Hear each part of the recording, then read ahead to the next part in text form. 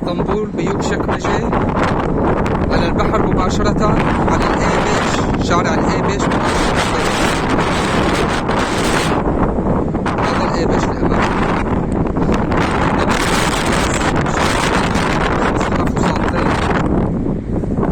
دوبلكس، طبعا جديدة صفر، بناء جديد، بناء جديد صفر. يوجد اوتوبارك سيارات اسفل البناء. هلا هون بالطابق العلوي هاي اول غرفة نوم. هذا حمام الطابق العلوي، وهذا باب الشقة، وهي الغرفة الثانية. خليكن معنا بدنا نشوف الطابق السفلي، وبعد منها بنشوف البناء من الخارج وبعده عن البحر.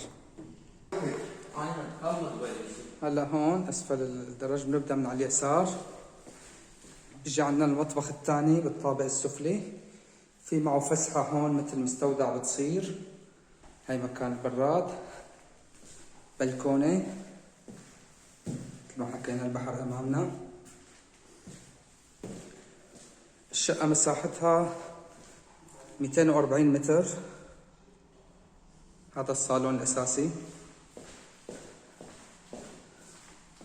هون عندنا بلكونة، 5 غرف وصالتين، 240 متر، جديدة صفر، اسطنبول بيوكشكمجة.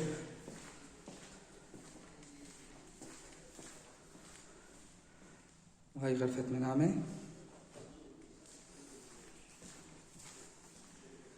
وهي غرفة ثانية كمان فيها بلكونة، وهي الغرفة الثالثة.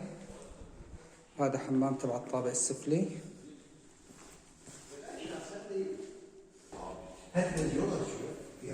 مصعد كبير. هذا هون عندنا مدخل البناء، تفتح الشفرة.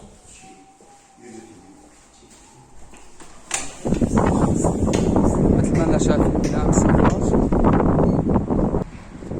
هذا هو البناء من الخارج من هذا الطرف، مثل ما حكينا مصور وله حديقته الخاصة. هذا شارع الرئيسي الإيبش. هاي البناء وهي البحر، خليكن معنا. هاي البحر امامنا، كافيهات، مطاعم. هذا شط سباحة، وهذا هو البناء. شايفين المسافة؟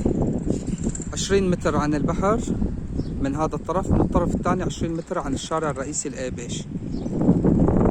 موقع رائع جدا، بناء جديد صفر. هون من الخلف مدخل كراج السيارات، السيارة بتنصف أسفل البناء. هون في حديقة أطفال.